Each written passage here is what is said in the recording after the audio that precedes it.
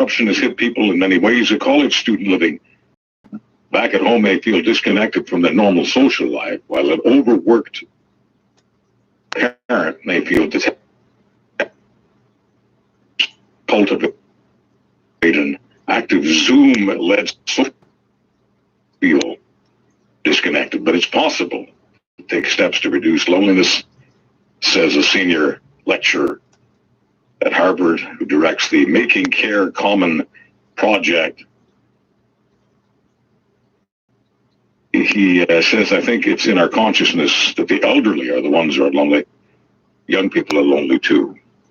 Black dress. To you and me here. White turtle. We've discussed about long-term care. We discussed long-term care. We discussed how the elderly are more vulnerable to COVID-19. Their immune system simply not as young as those people Turkey jails. who are younger. It's another one of those It may not be obvious to everyone listening to this broadcast tonight that young people, Meghan Markle wears, especially moms, we're told, blah blah blah ring. especially young adults, we're told, can be just as lonely and feel just as lonely, I think I got Google News and feel the confused. intensity What of usually loneliness happens with just a as team that much changes its coach as older folks. Turkey jails, This is my way of pirates, saying wow, this is about everybody. an interesting mix. This is another one of those It's an topics. interesting It's about mix. everybody. It's not like Anybody it's all at any age can be involved in a car crash. You may not be old enough to drive, but you're old enough to be a passenger.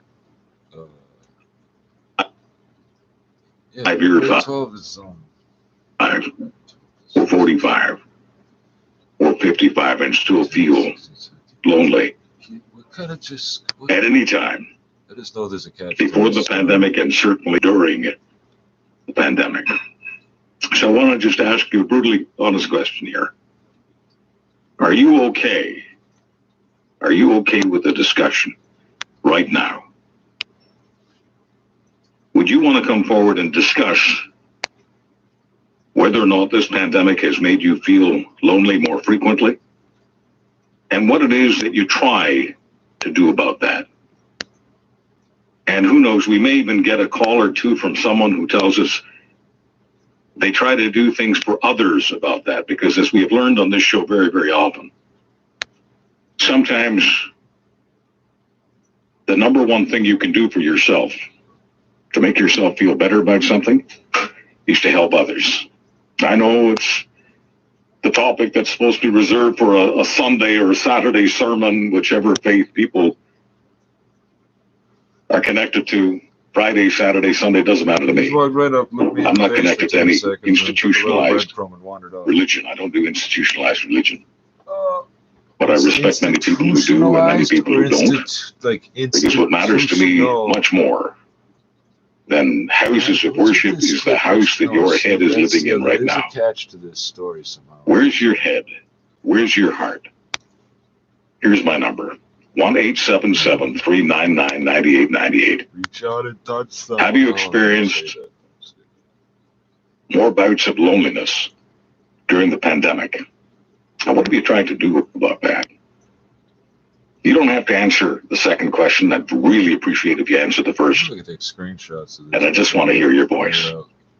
Lonely for your voice right now. I take that literally. I don't know what I would do without you every night. And I know there are many people at the kitchen table who feel exactly the same way. I appreciate your company so much. And I'd appreciate hearing your voice on the question, have you experienced loneliness during this pandemic? 1-877-399-9898. Text or call. If you're texting, please give us your first name and your location. 1-877-399-9898. And that's Canadian Common Sense in the greatest country in the world. This is Charles. Don't miss your daily fix of Canadian Common Sense. Subscribe to the Charles Adler Tonight podcast for free on Apple Podcast, Google Podcast, or wherever. It was a rainy day when Pizzaville. So I guess I have to wait another hour. Big deal. To hear there's some the audio cut out and Input audio cutout, the output audio cutout too. But something about wiretaps fucking up some sort of court case because the cops wiretap conversations between lawyers and clients. I'm gonna read this news feed here is just interesting. This is like they say you can learn a lot about somebody by looking at their bookcase, bookshelf. It used to be a bookcase, then it was a bookshelf. It used to be a library, then a study, then a bookcase, then a bookshelf. And now you motherfuckers don't read books. It says corrected, so I guess they made a mistake. I don't know. Niagara school boards report 10 COVID-19 cases since returning to in-person learning. Niagara Falls review. St. Catherine's passed to providing supplies, breakfasts to out-of-the-cold client. St. Catherine's Standard. Welland City Clerk tasked with finding a way to stop land expropriation. Welland Tribune. What the times to 2 days ago, 7 hours ago. That's not as interesting to me, but it might be to somebody. Niagara Health Foundation lottery to support crucial equipment purchases. Niagara this week, 6 hours ago. Ontario's online vaccine appointment portal to open on March 15th. People ages 80 plus will start receiving shots during third ... I can see space for you to finish that headline. That's really rude. I'm not clicking on it. No, because it says CP24 13 hours ago. Black dress and white turtleneck get BC grade 12 student sent home from school. There's got to be a trick to this story. It apparently might be a video. News 11:30, 11 hours ago, which is, I don't know if that station's in BC, but it's west of here. Sportsnet, what usually happens with a team that changes its coach mid-season? It's 9 hours. Yeah, that one, like they're still trying to hit me with the sports. Wait for it. Turkey jails pilots, airline official over, I'm going to mispronounce it, Gosn escape, Ghosn escape. I don't know who that is off the top of my head. Bet $1 or something. Al Jazeera, 11 hours ago. This is on my feed here. This is shit that I look up and save and share, and not the shit that I swipe away and get rid of. There's 2 more. Council notebook, St. Catherine's water rates climb as city eyes aging infrastructure. St. Catherine's Standard. Did I look this up on Google Maps yesterday or something? And it just says yesterday. It doesn't say when. Wait for it. Meghan Markle wears pink sapphire cocktail ring. People.com 10 hours ago. They're still trying to get me with People.com and Vanity Fair and Sportsnet. They're just trying to get me somehow. They're giving me every independent-looking news outlet, which were all bought up by the same people that own CP24 and News 1130, basically, and Sportsnet. It's the same fucking companies. It's the same 2 companies. All day, it's the same 2 companies. It's just like beer. It's the same 2 companies. It's the same thing with the alcohol. It's 2 companies, basically.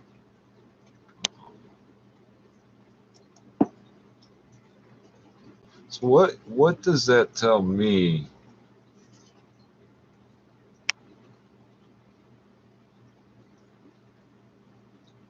So what does that tell me about me? Oh, damn. Oh,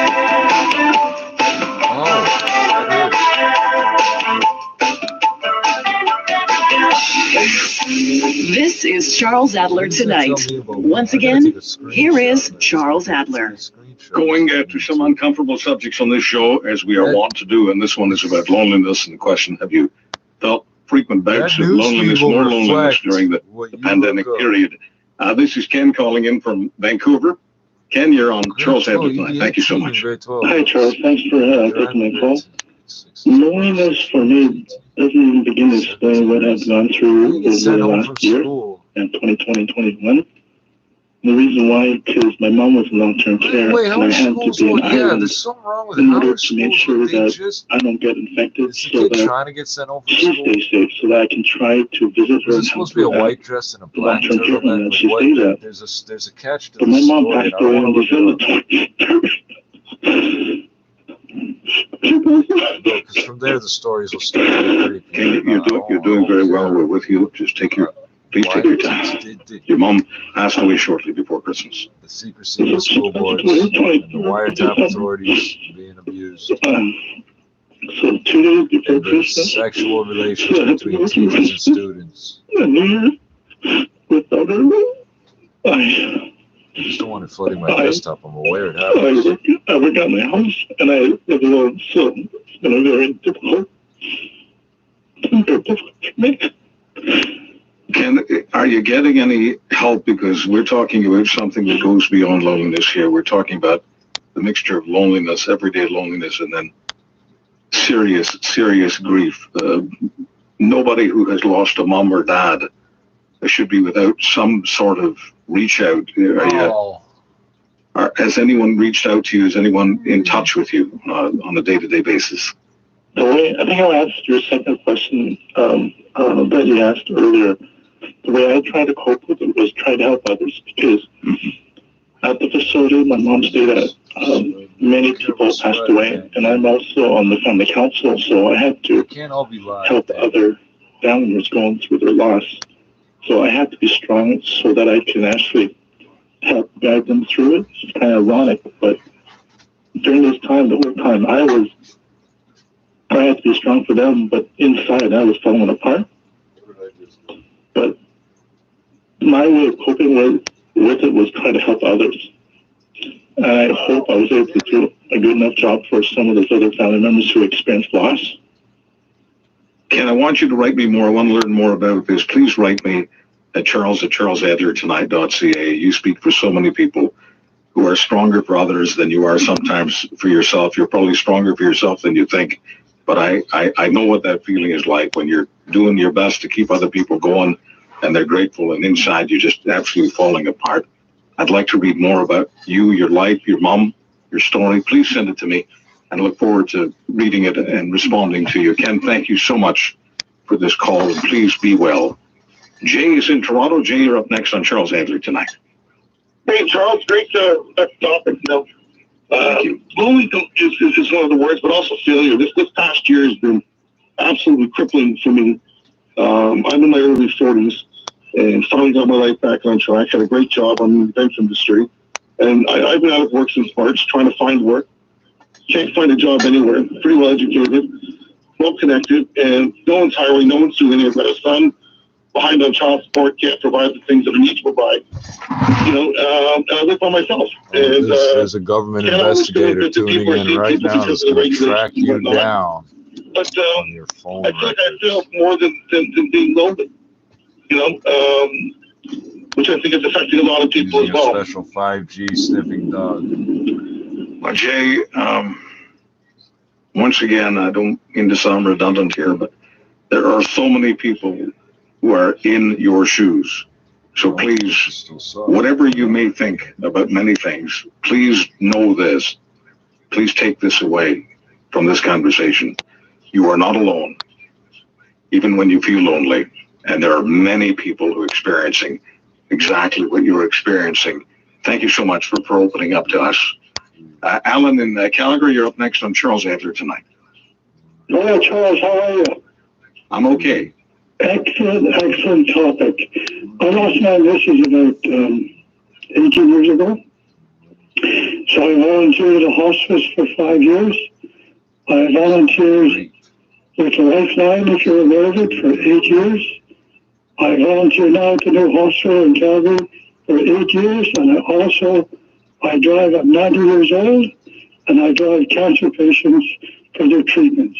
Fantastic. How old are you? Meeting people in their conditions, up and down. Alan, did you say we're 90? I'm 90 years old. Wow. And Charles, I will not forget where you were broadcasting at one time when you disappeared and I didn't find you. So I'm sort of happy that you came back on 7/7. I am thrilled to have you around and vital and helping Canadians everywhere you walk, everywhere. Alan, you've made my day. I can't thank you enough. And please, if you can email me, Please do it. I'd like to read more about you too, but I've heard your voice before. You're an inspiration to me and to so many others. Alan, thank you so much. We got a text here from Megan, says, listening from Courtney on Vancouver Island. The past couple of months, I've started listening to you in the evenings. I'm truly blown away by the types of conversations. I am only 29. My husband and I have lived in this new town for a couple of years. How far from and at this point are unable to meet new couples. There's much more to this text that I want to get into later on in the program. Stay exactly where you are, Megan. We'll be with you later in the program, but in the meantime, this marriage just isn't going to work. I wish I had someone to help me through this. Russell Alexander Family Lawyers has your back. We'll take care of the legal side so that you can focus on yourself and your family. Go to bookria.ca to book a consultation. New to W Network, Good to see you, Bucky Brewster. the beloved TV icon is back. I had to grow up, fish, and she's got some company. Raising 3 kids alone isn't easy. Well,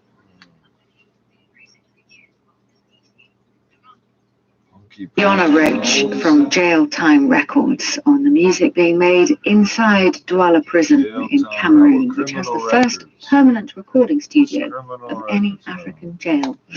We'll be adding this to our podcast collection, which is always a great place to go and explore, but especially at the moment when it's so difficult to leave home and travel the world, you can at least be transported through our archive to other countries and other experiences. For example, we heard recently from Freddie Figures, who was abandoned as a baby next to some rubbish bins in rural Florida and was adopted by an elderly couple who didn't have a lot of money but did have a lot of love to go around. Freddie showed a talent very early for computing and inventing things. When he was a teenager, his dad became ill with dementia and would wander off and get lost. Freddie had an idea. At that time, I knew I had to do something. So what I did was I assessed and noticed my father would always have his shoes on. So I got my dad's shoes. I cut the sole of the shoe open. I built the circuit board and placed inside of the shoe.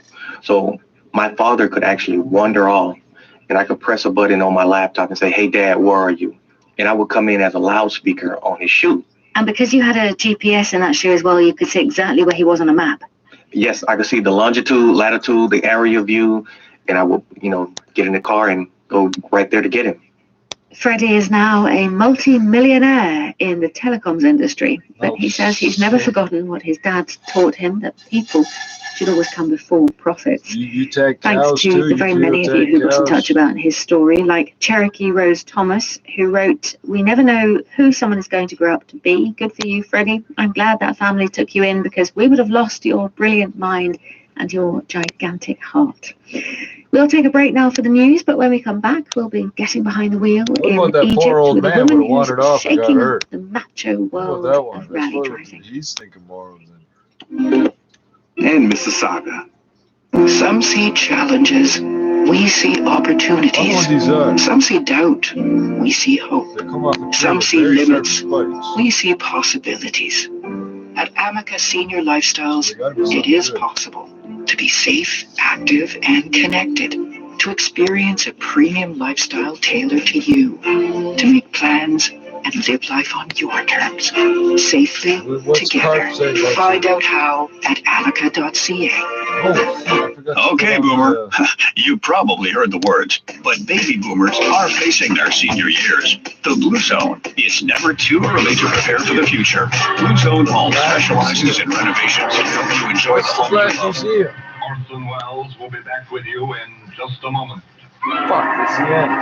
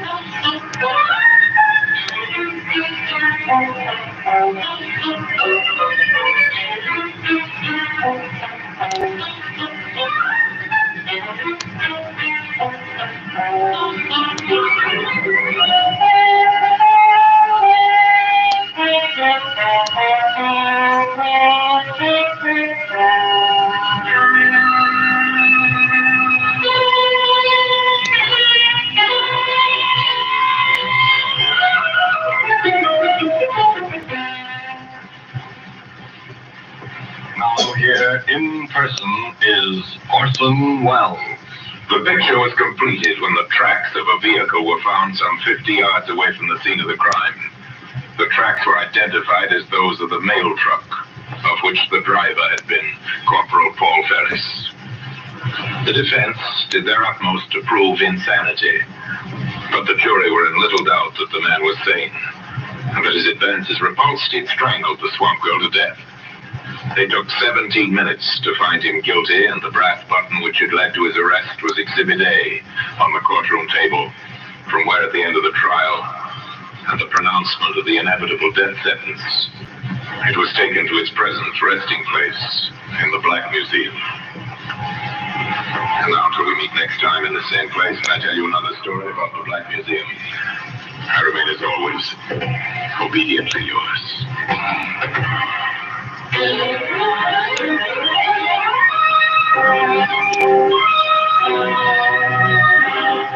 The Black Museum, starring Orson Welles, is presented by arrangement with Metro-Goldwyn-Mayer Radio Attraction. The program is written by Creswick Jenkinson, with music composed and conducted by Sidney Torch. Produced by Harry Allen Towers.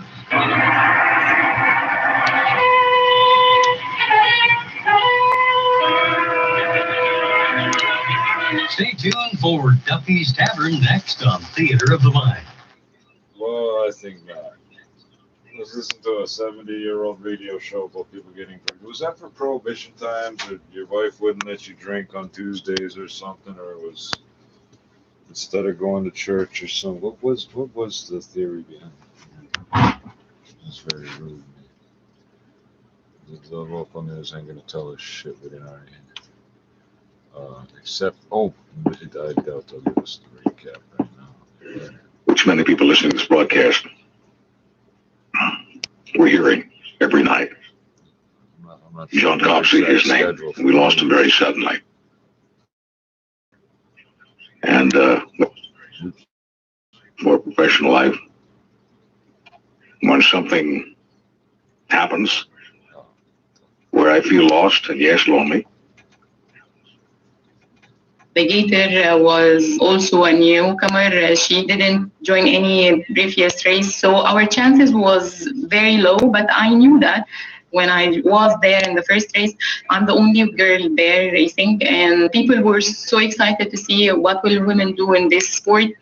They were teasing. We have this theory about women cannot drive even in normal streets. Nevertheless, in the desert. When you say we have this theory that women can't drive, on the streets, let alone the desert, whose theory is that? Here in Egypt, and I think most of the Arab world say that because they saw a lot of incidents that women do mistakes in normal driving, and they focus on that. You can see men doing the same mistakes and even more, but you do not highlight that. So there is some kind of a discrimination when it comes to women's driving in general here in Egypt. And driving in the sand is an awful lot harder than driving in the street.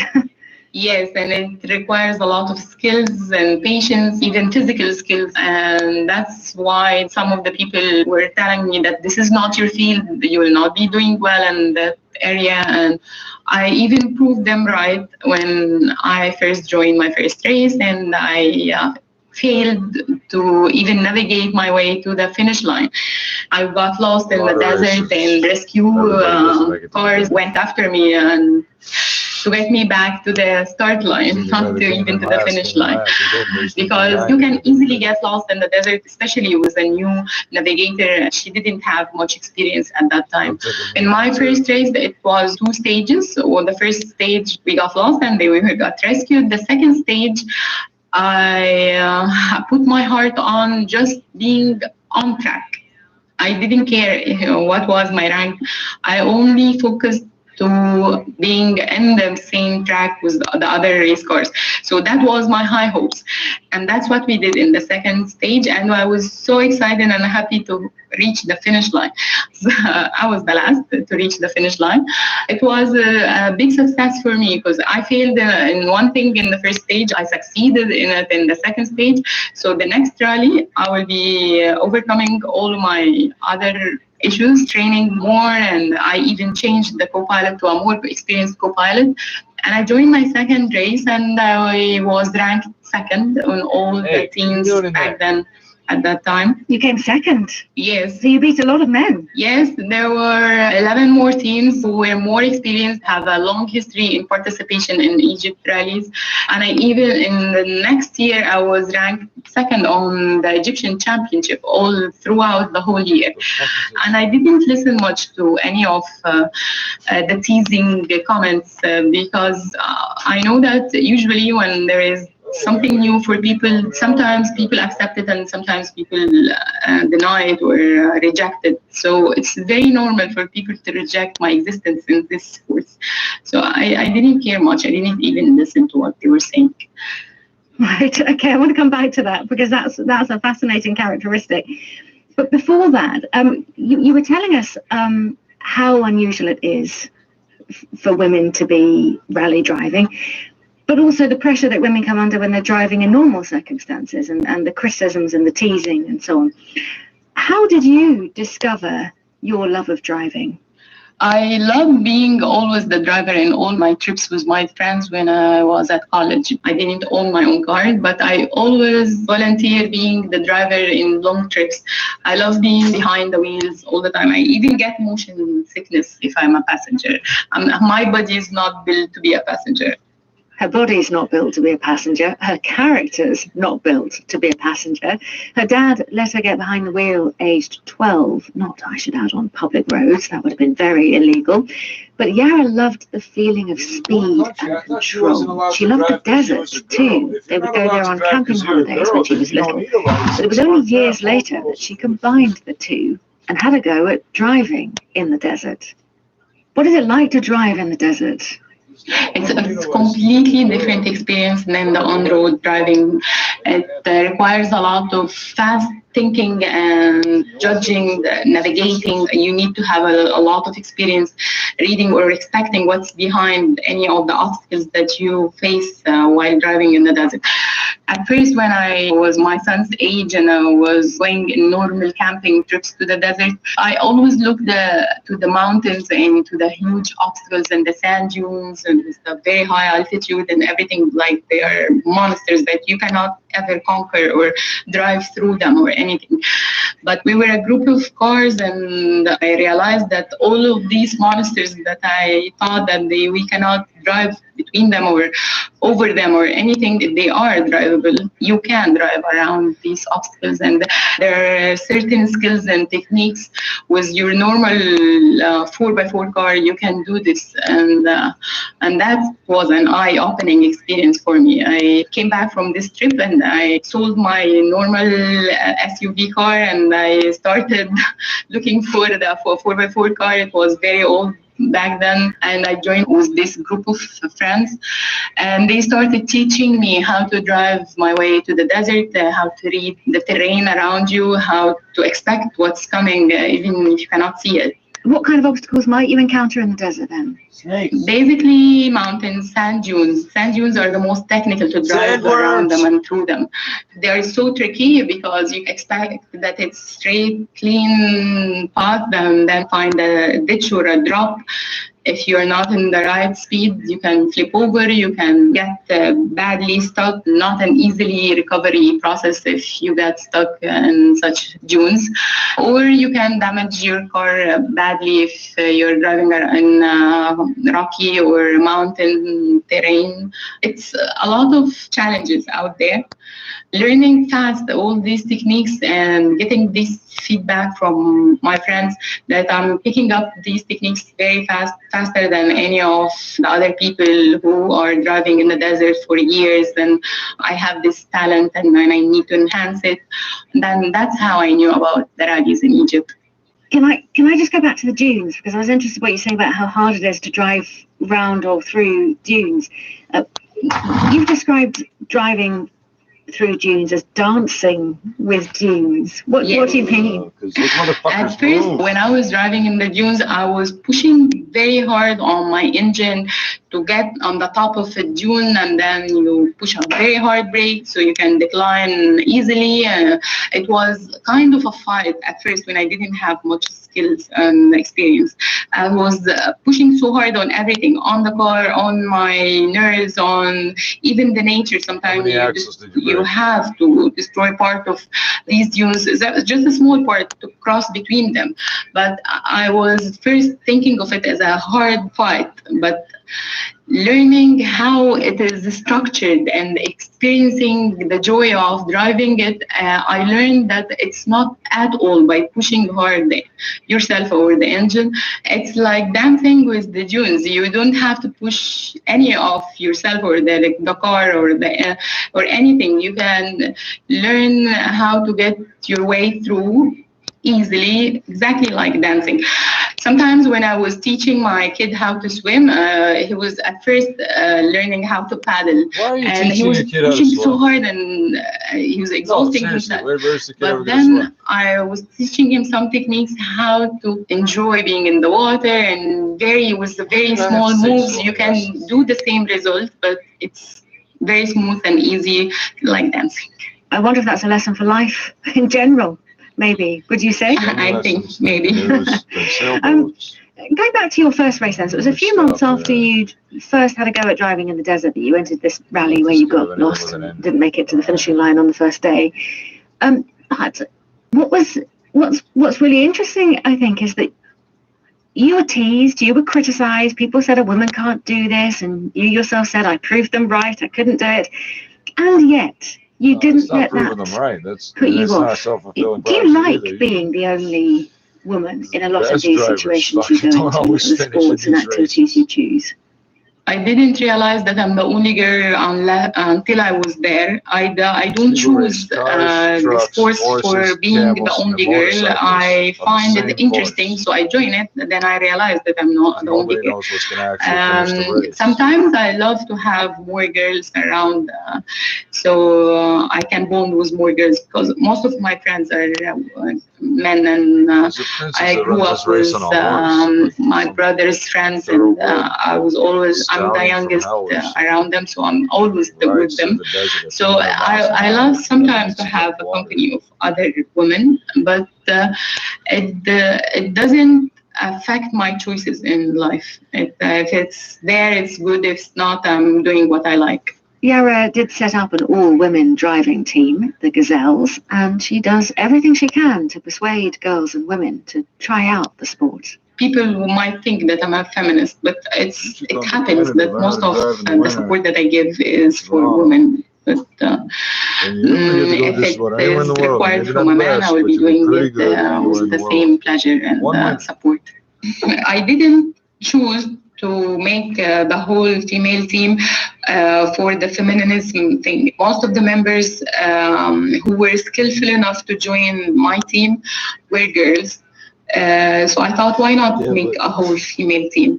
The main motive was to spread the knowledge and encourage as much girls as possible to enter this sport. And it happened that most of the participants or the candidates at that time were girls as well. Why do you think it's important to spread this knowledge and to encourage more women in Egypt to take up rally driving? What do you think they get out of it? After people knew about me, and mostly girls knew about this girl entering this sport and achieving, and they started coming back to me and telling me that we didn't know that it is even possible or it's allowed that girls can join such races, and they didn't have a clue how to start participating in this sport. So I felt the obligation or the responsibility of spreading this knowledge, telling people, girls specifically, that women can be part of any sport in the world as long as you have the talent and you love it. You're not there to prove anyone right or wrong, that girls can do anything they want. The motive of joining this sport is that you will love it, or you find the joy in being part of it. See, I need a spreadsheet that'll calculate. I needed to erase this bad info or wrong info about this sport that women cannot join it. That's what most of the women were telling me. Famously, women were not allowed to drive in Saudi Arabia at all until fairly recently. And I mean, that caused you some problems in your career when you needed to get across Saudi Arabia to a race on the other side. And I think you were forced to, you were told you couldn't drive across Saudi Arabia and you'd have to buy a new car at the other end. I realized that I'm not allowed to drive in Saudi Arabia, and I have to be escorted with a man who is my husband or a first relative, or it's a first connection. But a few years later, in 2019, when women were allowed to drive in Saudi Arabia, I was the first to register in the rallies there, and I went there and I was racing, and everyone was so happy and they were so supportive, starting from the racers and the organization and from the ministry, and everyone was so supportive, and they were so thrilled finding women not just driving but racing there. So you became the first woman to race a car in Saudi Arabia when the driving ban was lifted? Yes. Cross country in the desert. There was another Saudi girl that was karting. You said that people were really supportive of you. Were these Saudi Arabian women? Who was supporting you? Everyone. The racers themselves that I'm participating with, the organizers of the rally, the ministry, the auto club, everyone was so supportive. That was to my surprise. I thought it would be completely the opposite. So just to be totally clear, this is the Saudi authorities who were very supportive of you. Yes, and the federation and the auto club and the ministry, everyone involved in this sport were so supportive. So, as you've said, you've got this very demanding hobby, as you call it, where you're a star in the field. You work full time as an IT specialist, and you're bringing up your son as a single mum. He's what, 11 years old now? Yes. Yeah. And what does he think about your rally driving? At first, he didn't care much about it. He's a very artistic person and doesn't like the speed and the adventure and this tough kind of sports. I was racing bikes as well, off-road bikes. Motorbikes? Yes, motorbikes. My first big crash, I was not able to move for around 6 to 9 months. And that really affected him badly because all of a sudden I was not able to go with him to his swimming classes or play around with him or do anything. I was on a wheelchair. I needed someone to take care of me. I couldn't take care of my son. He hated all sorts of racing, not the motorsport and the cars and everything. But he doesn't mind you doing it anymore. That's kind of no, not at all. But not bikes. I had to choose between bikes and cars. I couldn't do both. So, I mean, you're not going to teach your son then the lessons of life through rally driving. But what bigger lesson do you want him to learn from your experiences in life? I'm giving him examples of things that I'm achieving in races because I think it's because of his age. He quits fast with any obstacle he faces.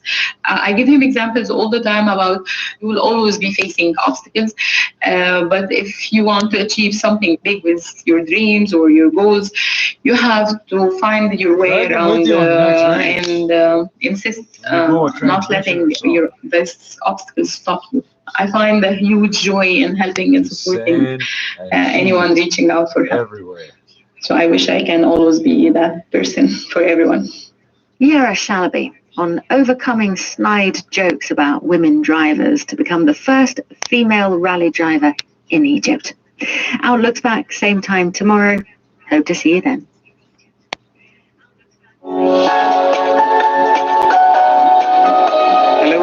Witness history from the BBC World Service with me, Alex Last, with more first-hand accounts of events that shaped our world. And today we go back to February 1966, when in Ghana, one of Africa's most famous leaders, Kwame Nkrumah, was ousted from power.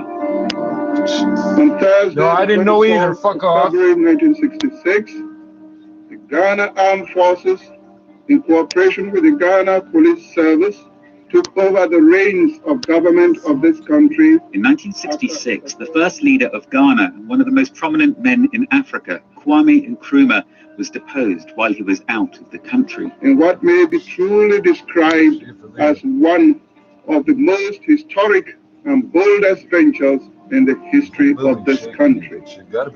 I find it very difficult to brush Nkrumah off my mind because I saw exactly what happened.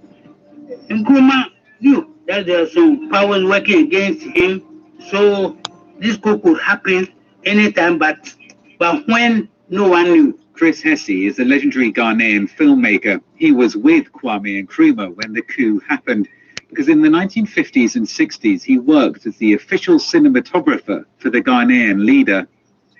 I cannot forget those days.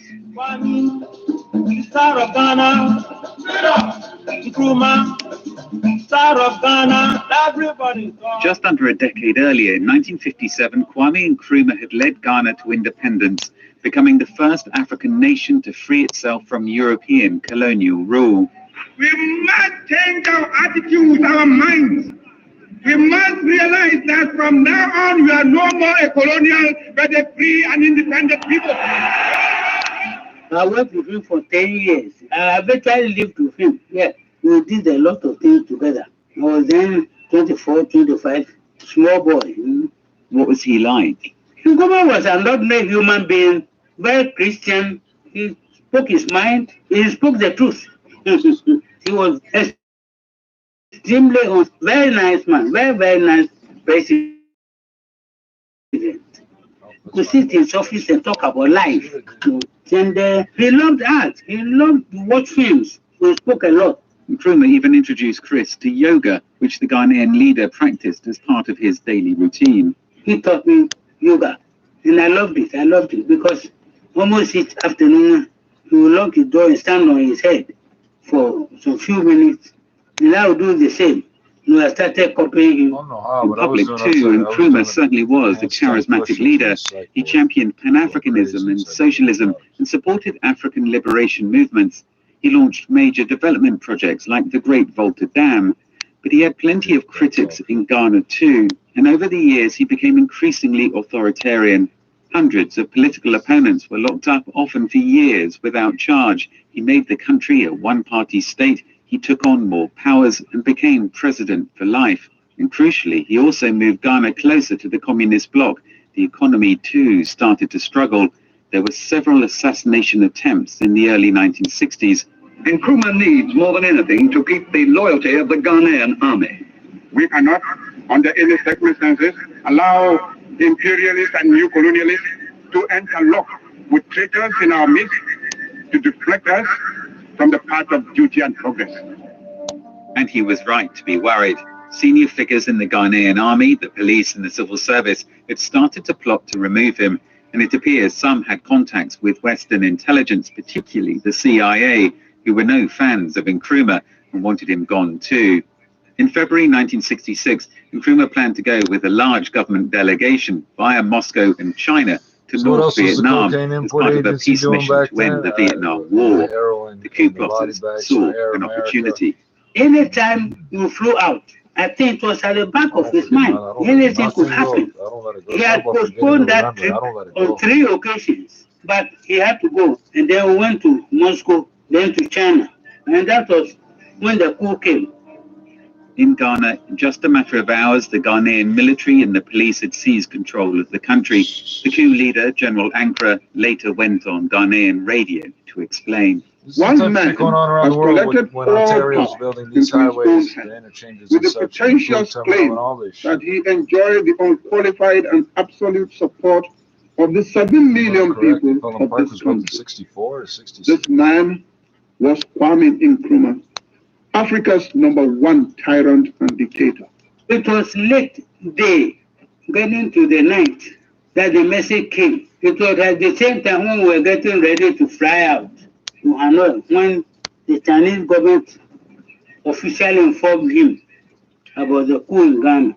What was Nkrumah's reaction to the news? The question, when we talk about reaction, he didn't cry. He didn't shout. Nkrumah was a matured politician. He knew a lot of things. He knew this could happen. What was your reaction? I was worried about my wife. That was what was on my mind. But I didn't show it. You know, there were no facilities for telephones. But I was just dreaming in my own mind what was happening at home. All traces of Nkrumah and his party, the Convention People's Party, are being removed. And there's no question about the feeling of relief among all Ghanaians to whom I've spoken. And there is, of course, great jubilation at the return of political prisoners, 450 of whom were set free yesterday. Back in China, the next question for Nkrumah and the delegation was where to go. They first got on a plane to Moscow. For Chris Hesse, it would be a memorable flight. We were flying back to Moscow. You know, he was in the first class area, you know, with his ministers. And I was sitting at the back of the first class. Then he looked back and saw me sitting there. So he came and sat by me. He said, you know, there's something going on in Africa. And this coup is the beginning of a lot of series of coups which will happen in Africa. Then the whole continent will then sink to the ground, and new Africa will grow out of the ashes. But then he said, I shouldn't allow fear to stop using my camera. Whatever is happening, I should keep on filming. And then he ended by saying that through my films, in future, the world will use those things to judge him. When they arrived in the snowy Moscow, Nkrumah was whisked off to the Kremlin to consider his next move. Chris Hesse and the rest of the delegation stayed at the airport. They eventually received instructions to return to Ghana.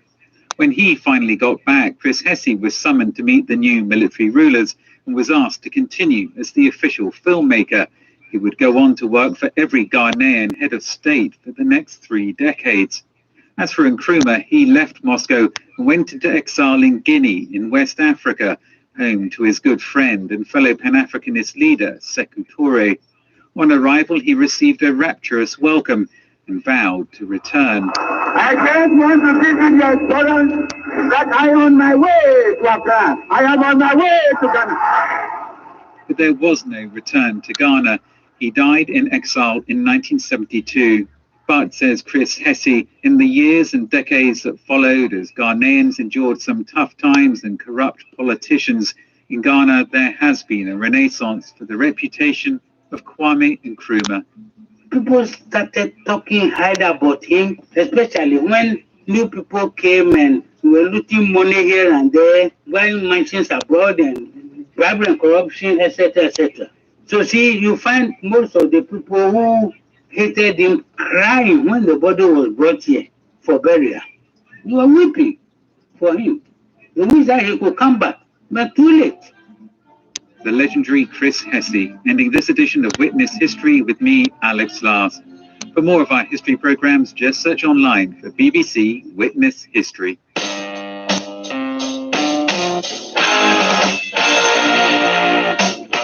You're listening to KCRW's 24-hour news channel. So the next thing I'm going to try to install the right BBC feeds. This NPR shit's a little weird. Oh, tell us about the wiretaps. We went right into the top of the hour. Best places to shop for top quality merchandise.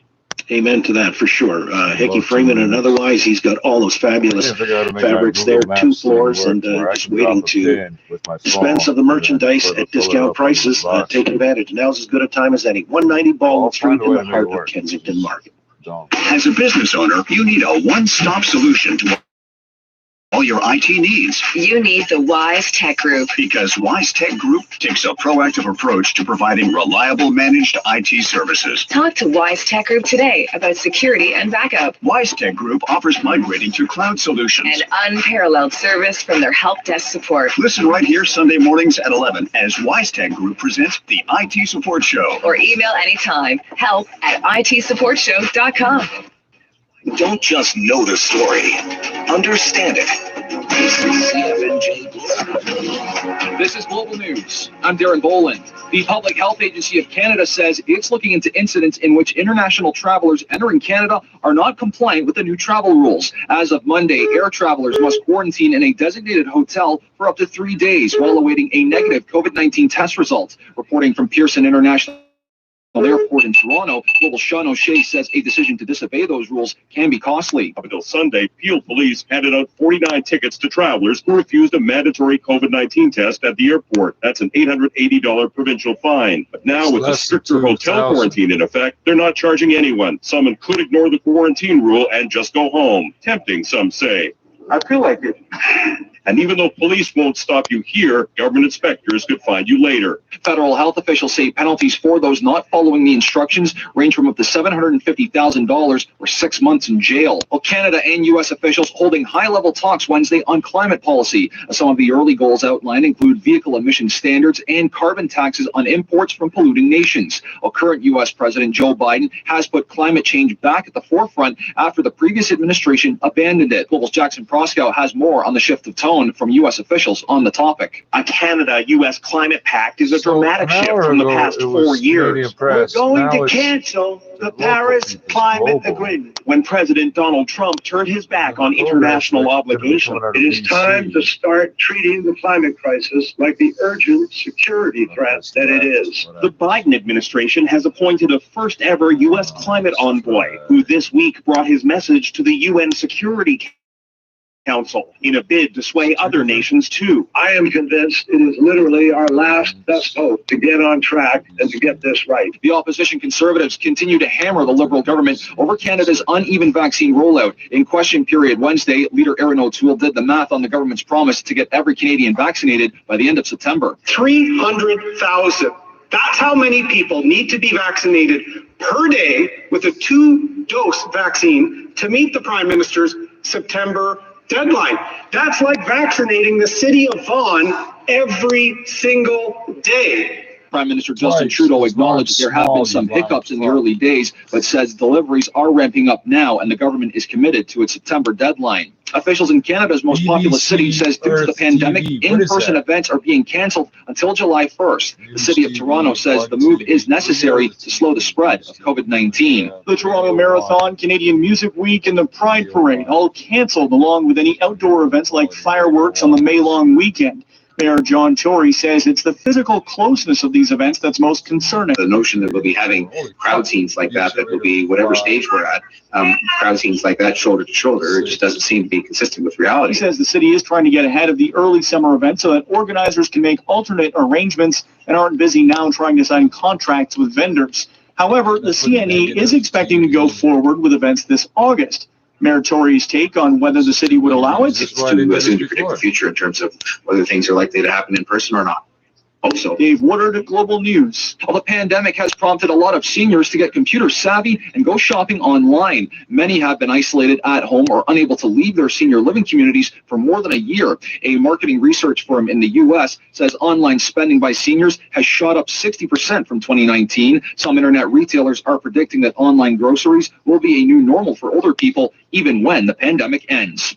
In sports, the Toronto Maple Leafs needed overtime to beat the Calgary Flames 2-1 at Scotiabank Arena. William Nylander scoring both goals, while Austin Matthews registering 2 assists in the win. Meantime, the Lightning held the Canes to a 3-0 shutout. Flyers got past the Rangers 4-3, and the Stars shut out the Panthers 3-0. From the Global News Desk, I'm Darren Boland. Real talk, common sense, Canadian. This is Charles Adler Tonight. Here is Charles Adler. Late this morning, Health Canada announced the news that the Pfizer COVID-19 vaccine has been approved for use in Canada. Where is the Prime to vaccinate 2.1 million Canadians per day? There's a new warning tonight about the highly contagious variants and fears they could drive a resurgence of COVID-19 infections across this country. People want to know, when is this going to be over? What we can say is we are working extremely hard to deliver as quickly and as safely as possible. Welcome back to Charles Adler Tonight and our continuing series of special vaccine town halls. Europe and the Middle East. And tonight we're asking the question, what is stopping Canada? Why not Canada? What is stopping Canada from manufacturing its own vaccines? As always, we're looking forward to looking at your and reading your and asking your questions and discussing your comments. You can text us right now. Anything at all related to vaccines. 1-877-399-9898. 1-877-399-9898. Or you can email me, Charles at CharlesAdler.ca. If you forget any of that, just Google my name, Charles Adler, and you will find my email pronto. So why not Canada? We thought that one of the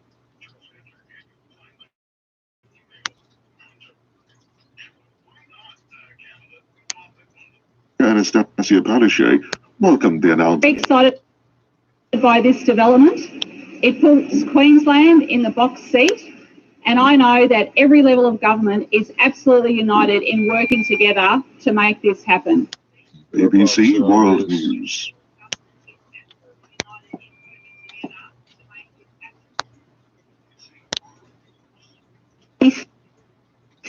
Western Kenya, a couple are harvesting some bananas. Agnes, a former teacher, and Naftal, a retired factory worker, can barely make ends meet. As they hack away in their dusty compound, their thoughts are with their only son, Stephen, who showed promise early on. He was a very good pupil. In fact, in his school, he was position 1. He got all of the marks to qualify to be a doctor. And were you happy that he wanted to be a doctor? We were very happy. Americas, will like cover me, South America I am diabetic, I have pressure. So you felt like you can look after everybody? Exactly. Agnes and Naftal scrimped and saved to educate their 5 children. Stephen, the youngest, got a government loan to go to World Service for Africa. What horribleness. World Service. Give it up, Officer Obvious. World Service for Africa. Let's see what kind of horribleness they can play. I have. This is the final resting place of Stephen Mugusu, and it's right in the family compound. There's just a small plaque on it, and the plaque says, "In loving memory of Dr. Stephen Rogita Mugusu, December the 7th, 2020. It was a life that was cut tragically short." Like many medics around the world, Stephen paid the ultimate price while fighting COVID. But the death of this 28-year-old doctor in December stirred outrage across Kenya, throwing the country's dysfunctional health services into sharp relief. I'm Lucy Asher. For this week's assignment, I'm exploring a service beset by industrial action in which medics are underpaid and unprotected, and one where corruption flourishes, all in the middle of a pandemic. Habari. Habari, Mungu. This is your house? This is my house. Welcome. So you're wearing your work uniform, I've just noticed. You're wearing a nice blue shirt, says Ministry of Health, Embu Health Department, Quality Health for All. Yes. Embu is another of Kenya's 47 counties, and I'm with a local nurse. But I thought, Mogu, that you're on strike now. Yeah, we are on strike, but you can wear an uniform in Kenya even when we are not on duty. Mugo's proud of his job at the hospital in this town, 3 hours' drive from the capital. But he and his colleagues have withdrawn their labour for months, with grievances, including unpaid wages. I'm not wearing the house. Last thing got my salary in December. And it is the bank which paid us, not the county government. So the bank has been advancing you a loan? Yes. They will go and claim their money later. I see. But can't the bank pay you for January? We are waiting. Nothing has happened. It sounds very stressful. Very stressful. Now you need to think of other avenues of getting money. These are pigs. They are 17 in number, including the piglet. Oh. Yes. So like this one goes at 20,000. That is $20 there. Yeah. So the piglets will go at 3,500 each. World Service Americas, BBC. To pay for his older son's school fees, but pig farming was never part of his career plan. I've done nothing for 25 years, and I haven't developed as I wished I could have developed by today. So you feel your career has been slowed down? Yes. Why are you getting if they start me today, I'll only be left with 17 pigs to take care of me. Yeah.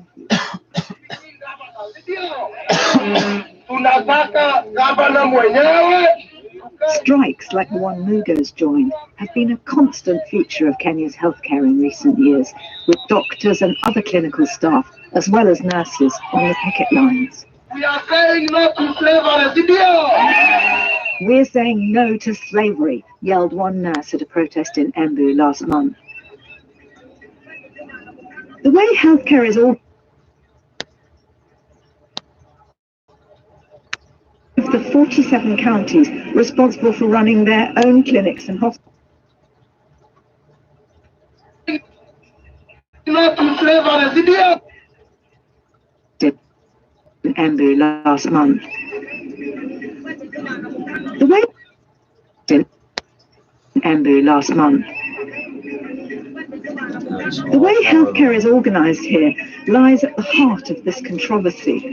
7 years ago, the government devolved it, making each of the 47 counties responsible for running their own clinics and hospitals. Critics say the whole process was badly managed with little oversight, and many county governors failed to spend their healthcare budgets.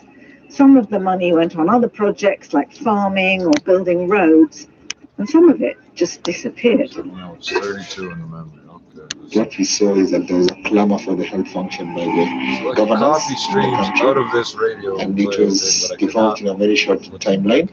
Chibanzi Mwachonda, a GP and General Secretary of Kenya's Medical Practitioners, Pharmacists and Dentists Union, says the result of devolution.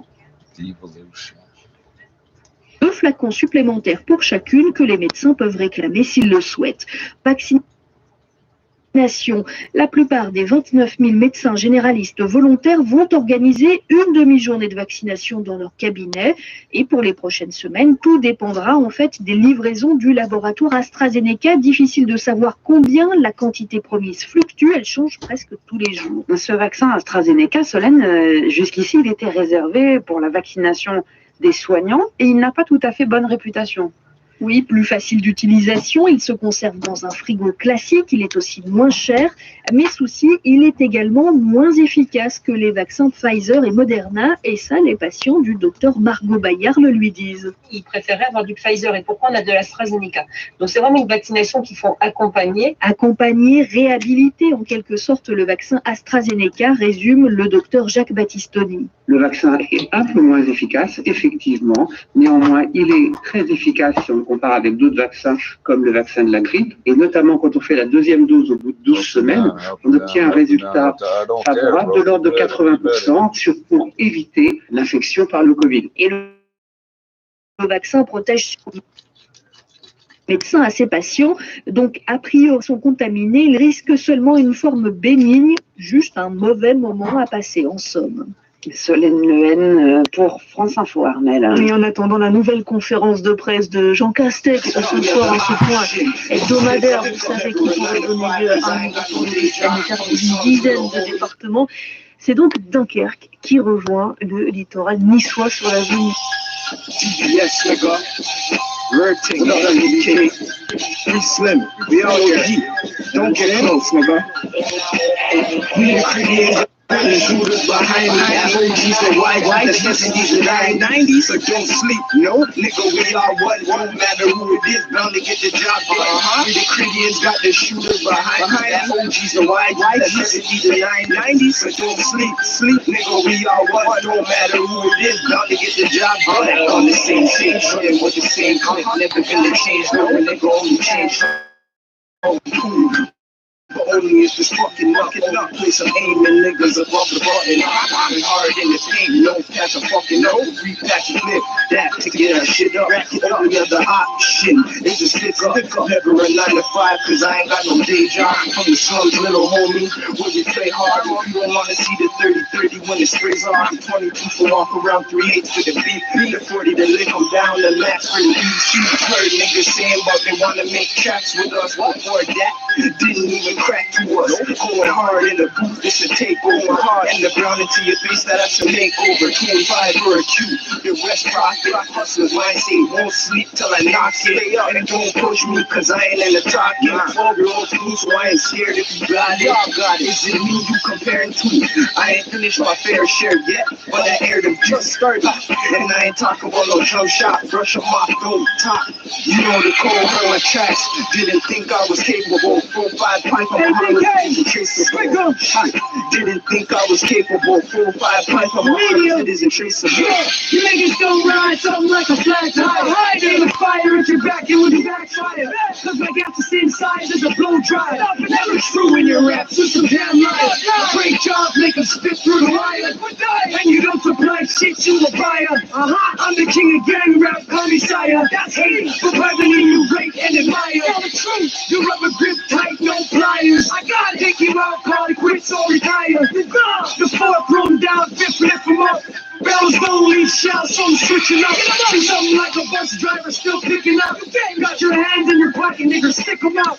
I'm a projects, money's no objects. So we finger fuck max and we contact. Slide in, slide out, duck when we ride out. Down, go, I buck round at you dumb clowns. You're standing up till I tell them sit down. Stomach on the ground, hands on your back, on your back. When I'm digging in your pants, give me that in your grip. All for the rest. He said, tap the weed, leave the cash. What? I'ma do him dirty, Mad Max. Sure, niggas get slapped, bitches get slapped and get smacked face down when I'm breaking her back. Yo, we got metal like a rap, made a name in rap. I ain't setting it for trap, yes. Yo, I'ma need me a back, that C-O-L-T, carved in my rap. Whole steel unstolen, stereo scratch up on my actions. Stop the madness, I'm reeling up, get it gone.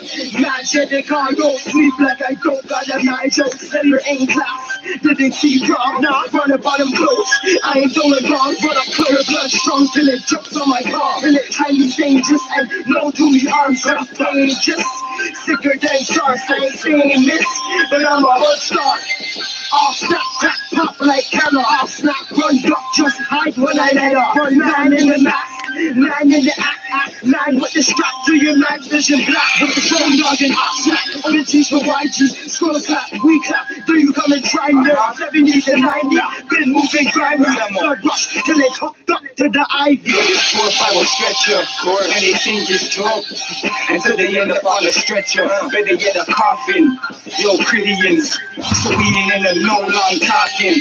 Money overflow, back on my bullshit. These punks that I grew with, acting like they're too sick, tools, no cash making me ever switch sides. Or babble to the J, someone's get my guts fried, my mind's fried. See, I don't give a fuck, skank it with a YG, guarantee we hit them up.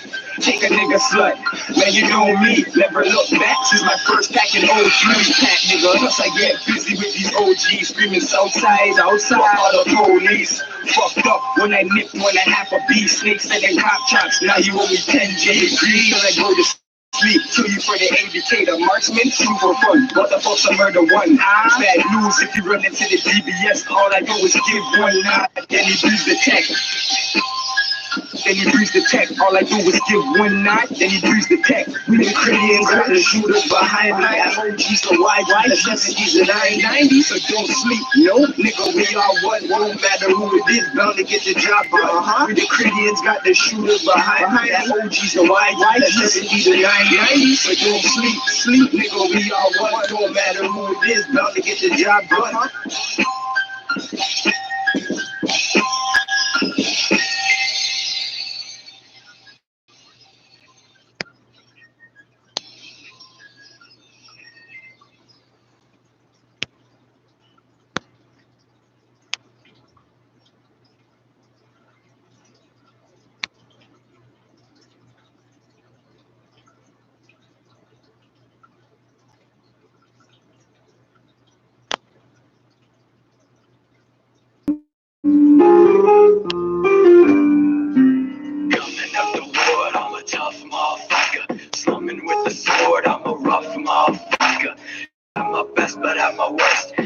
That's exactly why I gotta put them in the dirt. You should see us go to work. Watch me hit them where it hurts. Watch me fucking hit them first. Watch me put them in a hearse. Drinking blood to quench my thirst. Catch a charge with every verse. This who cheated kinda cursed. Fuck the population. Fuck your life and occupation. I'ma watch you run away. It look like immigration. Same grubby sweater since high school. Drugs out the vial, on fire, one more screens and vials. Survival of the fittest, I'm a walking pandemic. Try to take on me and do the jogging man with it. What's a champion scene without some sadness? Know the world is ours, I'm just having a minute. Another dead man walking with a casket in sentence. It's either a bucket or a hat. Keep it up, Officer Obvious. Habit I'm kicking. I can't prove that I'm holding the same pose because I keep stopping. We know, Detective Diddler, we know you hate, we know, you fucking hate, we know. But it's supposed to make me think I did something to make that happen. After eradicate, I'm a fucking misfit. Where this fucking wrist hit you with my fist, bitch. Bring it red like Christmas. Death is on my wish list. The headphones ain't tangled, then it's lost. Monk ass AirPods. If they ain't listening, it's their loss. No cats, no strings attached. Fucking weird floss. Down Jones crash. How we share. How long till we get tired of this game? They fuck it up enough to kill the sound or whatever. You're my nemesis. Yeah, I said that with emphasis. Ain't no common ground or no common sense. Fuck your comments, that's the consequence when you on the fence. Killing Will, all my head is feral. I can't call them off. I can't call off. Shit, I'm probably wrong. Stay lifted and twisted like a. If you feeling froggy, get knocked back to a polywall. So you'll see the black dove. So don't push black dove. There's no beast on a problem. That was a significant delay. You guys should get 5G. I recommend Huawei. Coming up the wood, I'm a tough motherfucker. Slumming with the sword, I'm a rough motherfucker. They don't want to catch me, I'm my best, but I'm my worst. I don't know why you're so hell-bent on. You should see us go to work. Watch me hit them where it hurts. Watch me fucking hit them. Watch me put him in a hearse. Drinking blood and quench my thirst. Catch a charge with every verse. Yeah, I know you're gonna keep. I know you're gonna keep. Yeah, I know. Give it up. Give it up. Give it up. The little Facebook filters on your iPhone 15 or whatever the fuck you got. We know. You're not. Drugs out the vial, on fire, one more screens and you're not accomplishing anything. Survival of the fittest. I'm a walking pandemic. You got these codes for the wrong chat rooms on the wrong part of the internet. It's the only way you can find this shit. There's no regular website will let you post them up. I'm just having a minute. Another dead man walking with a casket. It's either a bucket or a habit I'm kicking. Conscious roll caller is a casting audition. You know the sign version is the past isn't finished. Coming for the throat of anyone that is my enemy. I need like the dentist beauty mirror thing at this angle here. You can see the screen for yourself. Send them in with camo suits. Come and catch me, make me pay. Here we go. Boy till my dying day. It was already lit, technically. It was already lit. I'm a fucking misfit with this fucking wrist slit. Hit you with my fist, bitch. Bring it red like Christmas. Death is on my list. The headphones ain't tangled. Officer Obvious is not happy. AirPods, if they ain't listening, it's their loss. No cats, no strings attached. Fucking weird floss. Down Jones crash. How we share flaws. Skip the empathy and my epitaph. Epithet, you're my nemesis. Yeah, I said that with emphasis. Ain't no common ground. What was it? Did you time that for 420 or something? Like that's supposed to mean something to me. That's a number that the DEA came up with. I can't call them off. I can dog. Shit, I'm probably wrong. Stay lifted and twisted like a fucking polygon. If you feeling froggy, get knocked back to a polywall. Is that your Officer Obvious statement of the day? When it comes to push and shove, I'll put you through the floor. Someone come and catch some smoke. I swear you'll be the one that choke. When I'm fucking angry, bitch, I'ma wipe out all your hope. I'ma smoke your fucking dope, cut you up like cantaloupe, send you to the North Pole, inside of an envelope. Bloody up my swords again. Demons always play pretend. Cut them up with just a pen. I'm something you can't comprehend. Against me you cannot defend. Pain and fear you can't prevent. I'll be sure you feel suspense. Put put you under the cement, put you in the dark. We're talking down to a nihilist, taking all these chemicals. I feel like I'm a scientist, breaking my appliances, anger with the sciences. That is what my style is, and evil is my stylist. How you smoking Percy's and still Jackson the lighter thief? If you let the green shit go full circle like a reef, ain't scary. Mixing Katy Perry, St. Jerry, aviary, hello, watch me blow, dead and buried. Revolutionary, I've been changing very. The pen should make the paper move, both are stationary. Can't sleep in my bed since you was up there. Got me fucked up, choosing tough love for the sick. Basic ass living for a heart that's acidic. How am I supposed to judge if everyone's a critic? Oh, shit.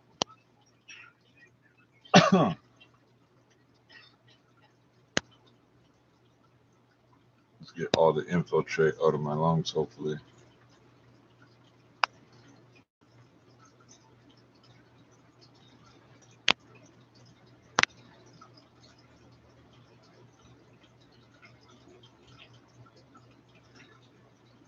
I don't know what that click is, but I guarantee if I got a, yeah,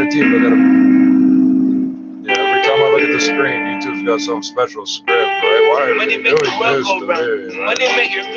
Run up, so I would get a better camera mic combo. I just know the clicks would just be louder or something. I don't know. I need my whip gas powered. What the fuck's electric? Standing on the towers in the winds and it's hectic. We had our own death penalties in Follow, Texas. Our names on the guest list, yours request a death wish. I'm fresh when I stepped in. One shot will lay this pussy up like you slept in. Charlie boy, you know him for his repertoire. And now my docs from the reservoir, 91 and top pump 3 was never regular. Catch me in the condo penthouse, we ain't shooting fits. Had magazines like penthouse, shoot it through your ribs, throw you from the penthouse. This Red Bull will give you wings. Here's your energy drink, it's mixed with blood in it. You can never care for that girl, you got no love in it. These niggas faker than they own relationships. But in case you flip and talk shit, got receipts, nigga. I got receipts, nigga. I kept all my receipts, nigga. Y'all know I got receipts, nigga. I swear to God, I got receipts, nigga. Did that even register? I got receipts like the cash register. Moving like Seneca, holding that ruler like I'm gonna measure size. You couldn't enter my enterprise. I hop all its supplies. Niggas get paid like a pop-up. When I pop up hooks. Oh, your mama brought you that chain, get that little shine took. You wasn't holding down your castle, you were old-time rook. You was fucking with a cook, you never knew had connections here. Like Janet Finch, couple wounds getting exit here. Shorty headed wanna talk about it. Now she blocked me off the gram and I feel I can't go on without it. So I spit it in the